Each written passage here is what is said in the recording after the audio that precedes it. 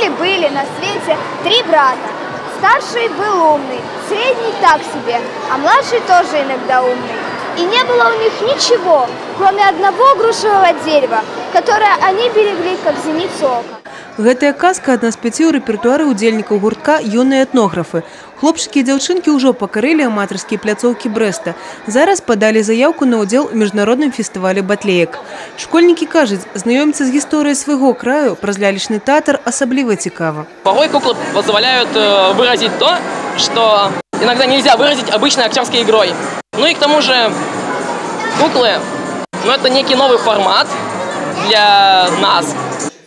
Зацікавіць і раскрыць таленты юнакоў. Такая задача стаіць перад педагогамі дадатковай адукацыі. Каля 400 тысяч хлопчыкаў і дзяўчынак Беларусі займаюцца ў разнастайных гуртках і секцыях. Перспектывы развіцця дадатковай адукацыі абмеркавалі падчас Республиканского совета директоров. Воспитание учреждения дополнительного образования республики сегодня около 300 учреждений дополнительного образования. Это занятие детей в свободное время. Значит, это развитие каких-то творческих способностей у детей.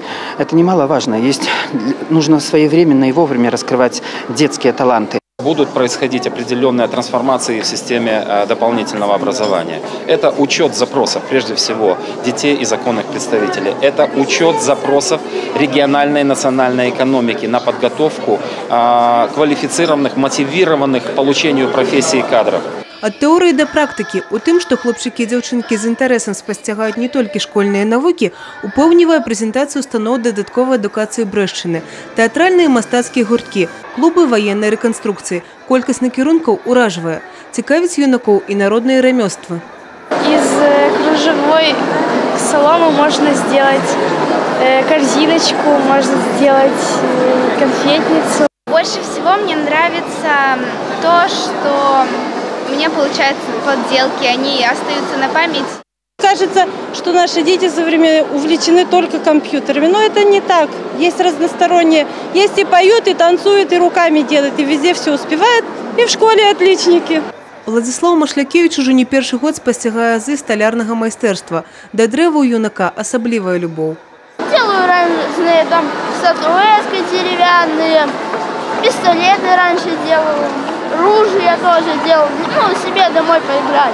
Познают ремесло какое-то. Наш сложный век, это может даже и кусок хлеба будет, если на будущее. Ну и второе, что редчайшая профессия или влечение вот это стало.